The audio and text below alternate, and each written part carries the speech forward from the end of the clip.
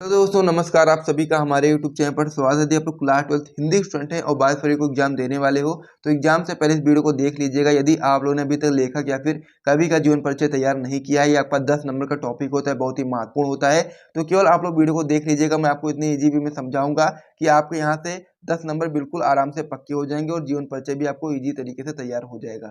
तो चलिए हम लोग वीडियो को स्टार्ट करते हैं। सबसे पहले आप लोग वीडियो को लाइक कर दो, साथ में चैनल को भी सब्सक्राइब कर दो। फिर हम लोग महत्वपूर्ण लेखक की बात करेंगे, फिर महत्वपूर्ण कवि की बात करेंगे।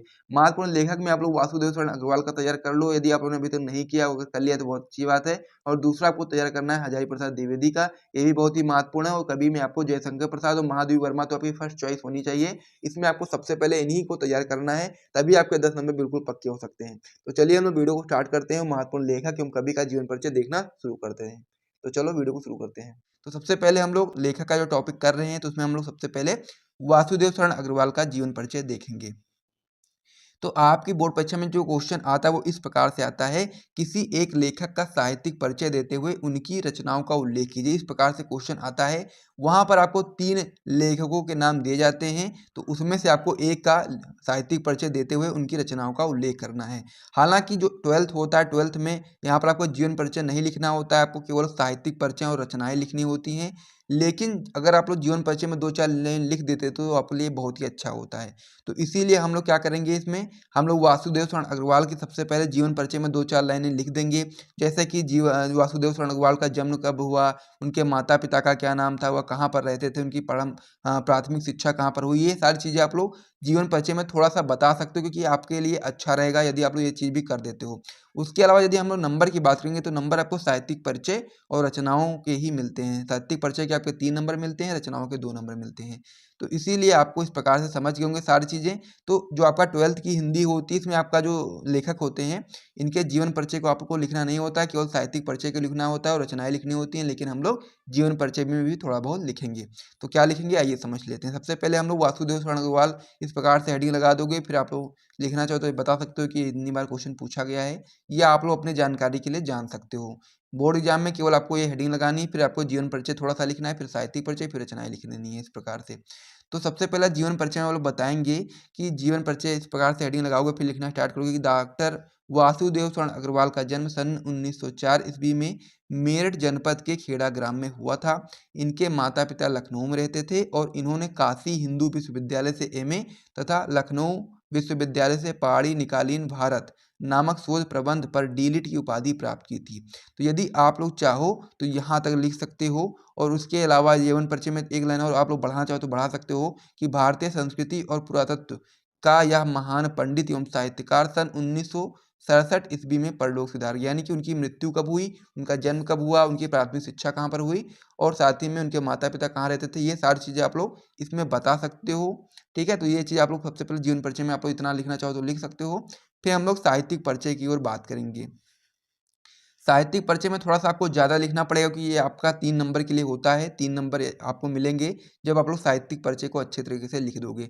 तो डॉक्टर वासुदेव शरण अग्रवाल के जीवन परिचय में थोड़ी सी हम लोग लाइनें देख ली है। अब हम लोग साहित्यिक परिचय की बात कर लेते हैं।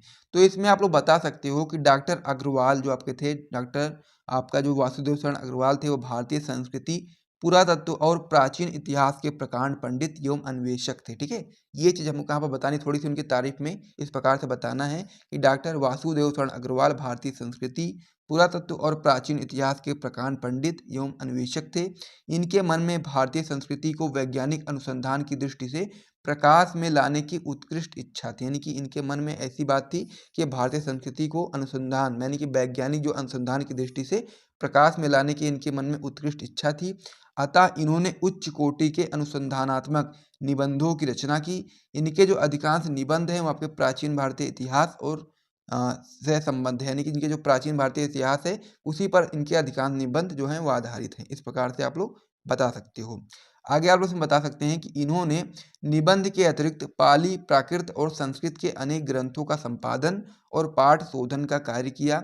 जायसी के पद्मावत पर इनकी टीका सर्वश्रेष्ठ मानी जाती है। यानी कि इन्होंने निबंध के अतिरिक्त भी बहुत सारी चीज़ों को किया, जिसमें आप लोग बता सकते हैं कि पाली, प्राकृत और संस्कृत के अनेक ग्रंथों का संपादन भी किया था, साथ में पाठ शोधन का भी कार्य किया था। और जायसी के पद्मावत पर जो इनकी टीका वो सर्वश्रेष्ठ मानी जाती है। इन्होंने बाण भट्ट के हर्षचरित का सांस्कृतिक अध्ययन प्रस्तुत किया। ये भी चीज़ आप लोग बता सकते हो। अभी आपका साहित्यिक परिचय, तो इसको आपको बिल्कुल भी मिस नहीं करना है, इसको अच्छे तरीके से आपको याद कर लेना है, क्योंकि साहित्यिक परिचय और रचनाएं लिखने के आपको यहाँ पर नंबर दिए जाते हैं। तो आगे आप लोग इसमें बता सकते हैं कि इन्होंने बाणभट्ट के हर चरित्र का सांस्कृतिक अध्ययन प्रस्तुत किया और प्राचीन महापुरुषों जैसे कि आपका श्री कृष्ण हो गए, वाल्मीकि जी हो गए, मनु आदि का आधुनिक दृष्टि से बुद्धि सम्मत चरित्र प्रस्तुत किया। हिंदी साहित्य के इतिहास में अपनी मौलिकता, विचारशीलता और विविधता के लिए ये चिर स्मरणीय रहेंगे। तो इस प्रकार से आपको बताना है साहित्यिक परिचय। और यदि आप लोग इतना लिख देते हो जितना कि मैंने आपको बताया है यहाँ से लेकर के यहाँ तक, तो फिर आपको यहाँ पर 3 नंबर साहित्यिक परिचय के लिए बिल्कुल आसानी से मिल जाएंगे। उसके बाद में फिर आपको यहाँ पर इनकी कृतियाँ लिखनी होंगी, यानी कि उनकी रचनाएं लिखनी होंगी, और रचनाएं को लिखने के लिए आपको 2 नंबर दिए जाएंगे। तो रचनाएं में आप लोग इस प्रकार से बता सकते हैं कि डॉक्टर वासुदेव शरण अग्रवाल ने निबंध, शोध एवं संपादन के क्षेत्र में महत्वपूर्ण कार्य किया। इनकी प्रमुख रचनाओं का विवरण निम्नोक्त है। इस प्रकार से आप लोग कर सकते हो। उसके अलावा आप लोग सभी चीज़ों को अलग हेडिंग लगा लगा के कर सकते हो। ये बहुत ही ज़्यादा अच्छा है आप लोगों के लिए। यदि आप लोग निबंध संग्रह डाल करके फिर जितने भी उनके निबंध संग्रह है उनको इस प्रकार से लिख दोगे तो बहुत ही अच्छा है। शोध प्रबंध डाल करके उनका शोध प्रबंध लिख दोगे तो भी बहुत अच्छा है। आलोचना ग्रंथ डाल करके उनके आलोचना ग्रंथ को लिख दोगे तो बहुत अच्छा है। और संपादन डाल करके उनके जो संपादन जो उन्होंने किए थे उसको इस प्रकार से लिखोगे तो आप लोगों के लिए बहुत ही अच्छा है, पूरे पूरे मार्क्स मिलने की पूरी पूरी संभावना है। और यदि आप लोग इसको इस प्रकार से यदि आपको याद नहीं रहता है तो रचनाएं डाल करके आप लोग एक लाइन से सारी चीज़ें लिख सकते हो, जितनी भी रचनाएं आपको उनकी याद होती हैं। लेकिन यदि आप लोग इस प्रकार से लिखते हो जैसा कि मैंने आपको बताया है, तो फिर आपको यहाँ पर एक भी नंबर कोई भी काट नहीं सकता है। तो इस प्रकार से आप लोग समझ गए होंगे। तो सबसे पहले हम लोग रचनाएं में उनकी निबंध संग्रह में देख लेते हैं कि उनमें निबंध में कौन कौन से निबंध उनके हैं। तो इसमें आप लोग बता सकते हैं, पहला पृथ्वीपुत्र, दूसरा आप लोग बता सकते हैं कल्पलता, फिर आपका हो जाएगा कला और संस्कृति, कल्पवृक्ष, भारत की एकता। इस प्रकार से आप लोग 4-5 निबंध लिखोगे, फिर आप लोग आदि लगा सकते हो, जितना आपको याद होगा। 3-4 तो आपको याद ही होने चाहिए, उसके बाद फिर आप लोग आदि लगा करके बता सकते हो। शोध प्रबंध में आप लोग बता सकते हैं पाली निकालीन, भारतवर्ष, इस प्रकार से। फिर आप लोग आलोचना ग्रंथ में बताएंगे कि पद्मावत की संजीवनी व्याख्या तथा हर चरित्र का सांस्कृतिक अध्ययन, इस प्रकार से आप लोग बता सकते हो आलोचना ग्रंथ में। फिर लास्ट में आप लोग बताएंगे संपादन में पाली, प्राकृत और संस्कृत के एकाधिक ग्रंथ होगा। तो इस प्रकार से जो इनका जीवन परिचय था, जो साहित्यिक परिचय और रचनाएं थी वो पूर्ण से कंप्लीट हो गई हैं। उसके अलावा भी यदि आपके पास समय बचता है और आप लोग और अच्छा करना चाहते हो तो साहित्य में इनका स्थान भी आप लोग बता सकते हो, ठीक है। यदि आप लोग जीवन परिचय और साहित्यिक परिचय कृतियाँ लिख देते हो तब भी आपको पूरे पूरे मार्क्स मिल जाएंगे। लेकिन यदि आप लोग बहुत ही अच्छा प्रभाव डालना चाहते हैं ताकि आगे जब भी आपका जो एग्जामिनर हो देखे तो उसको लगे कि बच्चा बहुत ही पढ़ा लिखा है और उसको बहुत सारी चीज़ों की नॉलेज है, तो आप लोग ये चीज़ भी यहाँ पर बता सकते हो साहित्य में स्थान भी। तो साहित्य में स्थान में आप लोग बता सकते हैं कि भारतीय संस्कृति और पुरातत्व के विद्वान डॉक्टर वासुदेव शरण अग्रवाल का निबंध साहित्य अत्यधिक समृद्ध है। पुरातत्व और अनुसंधान के क्षेत्र में इनकी समता कोई नहीं कर सकता। निश्चय ही हिंदी साहित्य में इनका मूर्धन्य स्थान है। तो इस प्रकार से साहित्य में आप लोग स्थान भी बता सकते हो। और यदि आप इसे नहीं भी लिखोगे तो फिर आपके नंबर नहीं कटने वाले हैं, क्योंकि आपको यहाँ पर साहित्यिक परिचय और रचनाएं लिखने के नंबर दिए जाते हैं, जो कि आप लोगों को मैंने बता ही दिया है। और आपको जीवन परिचय में भी 3-4 लाइन लिख देनी है अपनी तरफ से। तो इस प्रकार से ये चीज़ें आप लोग समझ गए होंगे। तो वासुदेव शरण अग्रवाल का जो जीवन परिचय था वो कंप्लीट हो गया। यदि आपको यहाँ से वीडियो पसंद आए तो वीडियो को आप लोग जल्दी से लाइक कर दो। हम लोग इसमें बात करने वाले हैं हजारी प्रसाद द्विवेदी के बारे में। और फिर जब आप लोग वासुदेव शरण अग्रवाल और हजारी प्रसाद द्विवेदी का जीवन परिचय तैयार कर लेते हो तो यहाँ से जो आपके महत्वपूर्ण लेखक हैं वो कंप्लीट हो जाएंगे। फिर हम लोग महत्वपूर्ण कवि के बारे में समझेंगे। तो चलिए हम लोग देख लेते हैं डॉक्टर हजारी प्रसाद द्विवेदी के जीवन परिचय के बारे में। बहुत ही अच्छे तरीके से मैं आपको यहाँ बताऊंगा। 5 नंबर के लिए आपको मिलते हैं 5 नंबर। अगर आप लोग एक जीवन परिचय करते हो लेखक का तो उसमें आपको 5 नंबर दिए जाते हैं, जिसमें आपको 3 नंबर दिए जाते हैं साहित्यिक परिचय लिखने के लिए और 2 नंबर आपको दिया जाता है रचना लिखने के लिए। टोटल आपका 5 नंबर का होता है। लेकिन इसमें आपको थोड़ा सा जानकारी जीवन परिचय के बारे में भी दे देना है ताकि आपको अच्छा तरीके से आपका प्रभाव पड़े बोर्ड एग्जाम में और आप लोग अच्छा स्कोर कर पाओ, ठीक है। तो इसीलिए सबसे पहले हम लोग डॉक्टर हजारी प्रसाद द्विवेदी का जीवन परिचय से स्टार्ट करेंगे, फिर हम लोग इसमें साहित्यिक परिचय को देखेंगे और फिर लास्ट में हम लोग यहाँ पर कृतियां भी देखेंगे, यानी कि रचनाएं जो उनकी हैं महत्वपूर्ण रचनाओं को भी हम लोग इस वीडियो में देखने वाले हैं। तो चलिए हम लोग डॉक्टर हजारी प्रसाद द्विवेदी के जीवन परिचय को लिखना शुरू कर देते हैं। और आप लोग वीडियो को लाइक कर दो यदि आप लोगों ने तो वीडियो को लाइक नहीं किया है। फिर हम लोग इसको स्टार्ट करते हैं। तो जीवन परिचय में आप लोग सबसे पहले जीवन परिचय में आपको कुछ चीज़ें याद रखनी चाहिए, जैसे कि मान लीजिए आप लोग हजारी प्रसाद द्विवेदी जी का जीवन परिचय लिख रहे हो, तो उनका जन्म कहाँ पर हुआ था, किस परिवार में हुआ था, साथ ही में उनकी मृत्यु कब हुई, ये सारी जानकारी 2-3 चीज़ें आपके लिए बहुत ही महत्वपूर्ण है। यदि आप लोग किसी भी लेखक या कवि का जीवन परिचय लिख रहे हो, तो इतना आपको लिखना ही पड़ेगा हर एक लेखक और कवि के जीवन परिचय में।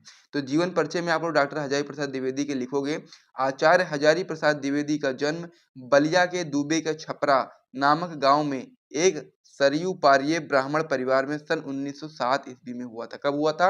1907 ईस्वी में हुआ था।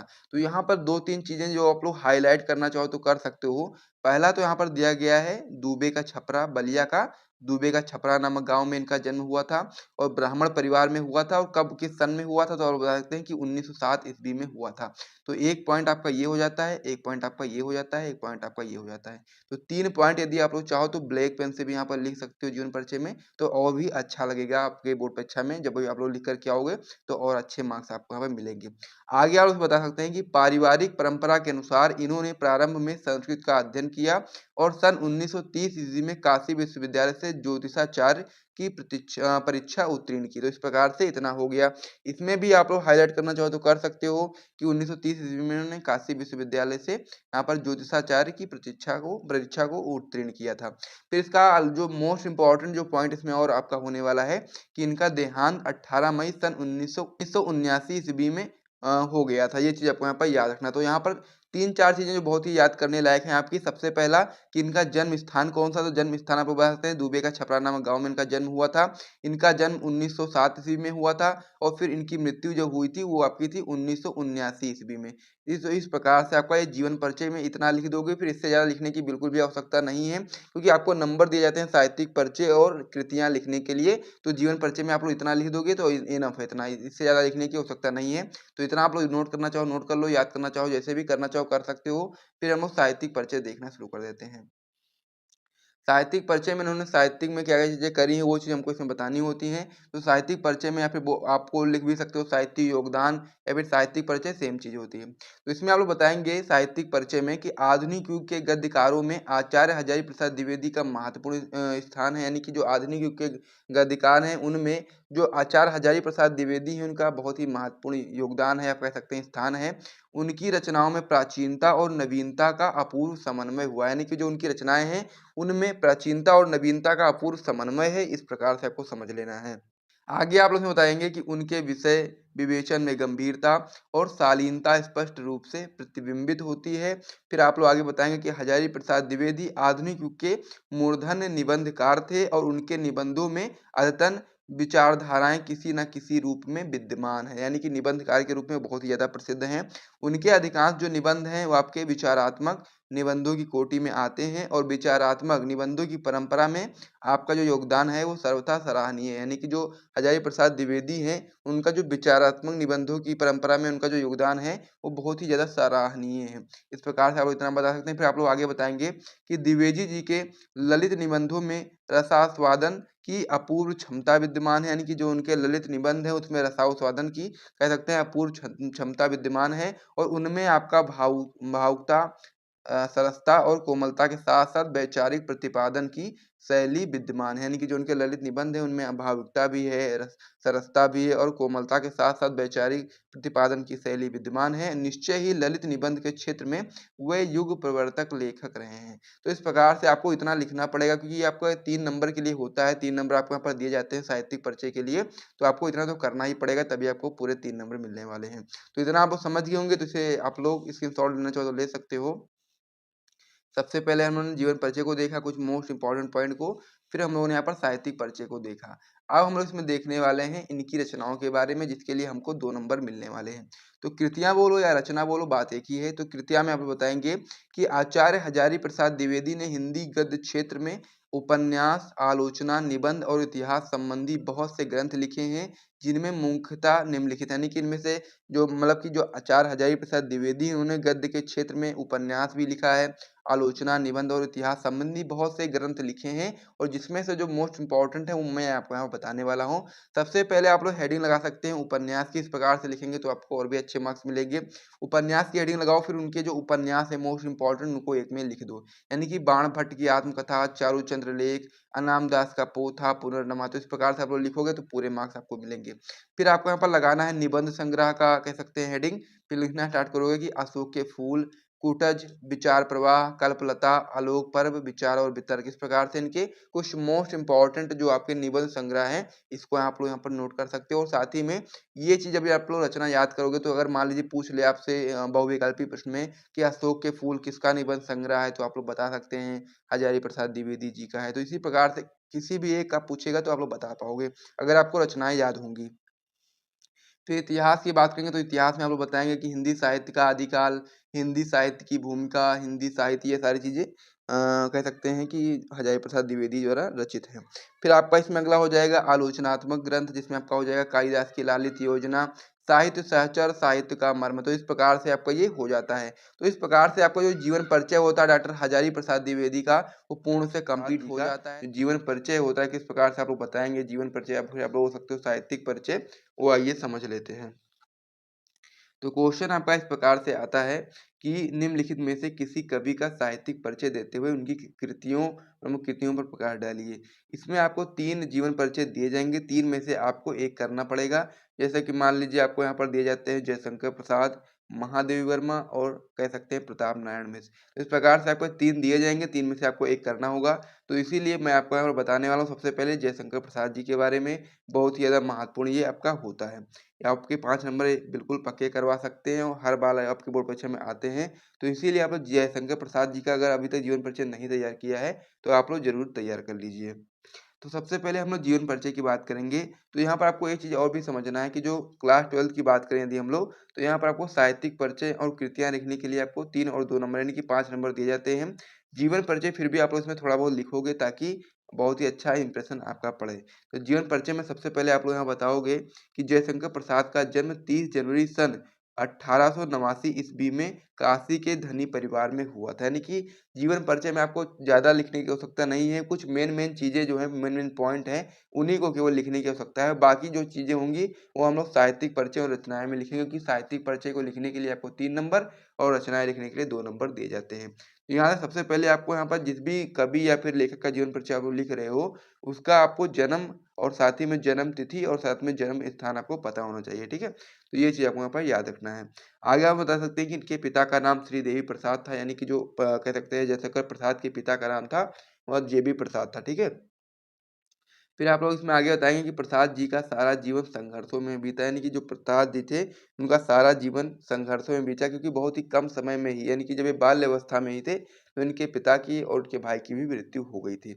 तो इसीलिए प्रसाद जी का जो सारा जीवन था वो संघर्षों में बीता और कठोर परिश्रम और संघर्ष के कारण वो क्षय रोग के शिकार हो गए और अंततः 14 जनवरी सन 1937 ईस्वी में केवल 48 वर्ष की अल्प आयु में परलोकवासी हो गए। तो इस प्रकार से जीवन परिचय में आपको इतना लिख दोगे तो आपको पूरे मार्क्स मिलेंगे। जीवन परिचय में आपको इससे ज़्यादा लिखने की जरूरत नहीं है, क्योंकि नंबर आपको साहित्यिक परिचय और रचनाएं लिखने के लिए मिलती हैं। ये तो आप इस प्रकार से लिखोगे ताकि आपका अच्छा इंप्रेशन पड़े और आपके नंबर इम्प्रूव हों। तो इसे आप समझ गए होंगे। तो चलिए हम जयशंकर प्रसाद जी के साहित्यिक परिचय को देख लेते हैं। तो यदि हम लोग साहित्यिक परिचय की बात करें तो उसमें हम बता सकते हैं कि जयशंकर प्रसाद जी की आधुनिक हिंदी साहित्य की गौरवपूर्ण विभूति है, यानी कि जयशंकर प्रसाद जी की जो आधुनिक हिंदी साहित्य की गौरवपूर्ण विभूति हैं। और आगे आप बता सकते हैं कि ये छायावाद के प्रवर्तक, उन्नायक और प्रतिनिधि कवि, यानी कि छायावाद जो है इसके प्रवर्तक, उन्नायक और प्रतिनिधि कवि हैं आपके जयशंकर प्रसाद जी। आगे आप बता सकते हैं इसमें कि प्रसाद जी ने अपने काव्य में मानवीय मूल्यों की प्रतिष्ठा की है, यानी कि जो उन्होंने काव्य लिखे हैं उनमें अपने मानवीय मूल्यों की प्रतिष्ठा की है। और प्रसाद जी ने सौंदर्य और प्रेम के गायक कवि व आध्यात्मिक सौंदर्य के उपासक हैं, यानी कि जो आपके प्रसाद जी हैं वो आध्यात्मिक सौंदर्य के उपासक हैं, ठीक है।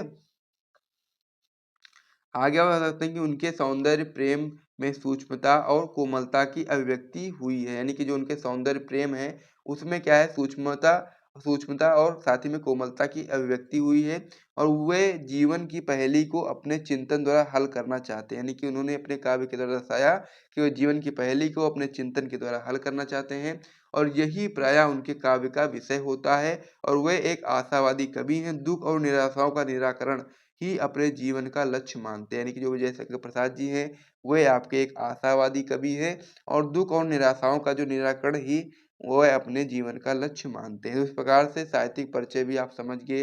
अब हम लोग उनके रचनाओं के बारे में बात कर लेते हैं। तो यदि हम लोग जयशंकर प्रसाद जी की रचनाओं के बारे में बात करेंगे तो बहुत ही ज़्यादा आपको इम्पोर्टेंट चीज़ें यहाँ पर मिलने वाली हैं।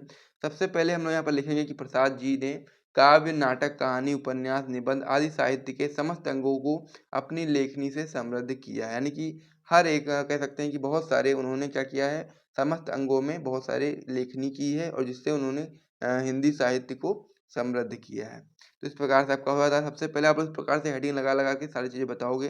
सबसे पहला आप बताओगे कि उन्होंने कौन-सी काव्य रचना की है, तो काव्य रचना में आप बता सकते हैं हेडिंग लगा के चित्राधार, कानन कुसुम, झरना और साथ ही में आपका यहाँ पर है लहर, आँसू, कामायनी। तो इस प्रकार से जयशंकर प्रसाद जी उन्होंने काव्य रचना में इतनी सारी रचनाएँ की हैं और भी की हैं, लेकिन यहाँ पर बस आपको ज़्यादा लिखने की आवश्यकता नहीं है, 4-5 रचना लिख दोगे तो फिर आपको यहाँ पर मार्क्स मिलेंगे। फिर आपका इसमें नाटक है, नाटक में बताएँगे आप कल्याणी, ध्रुव स्वामिनी, स्कंदगुप्त, अजातशत्रु आदि नाटक भी उन्होंने लिखे हैं।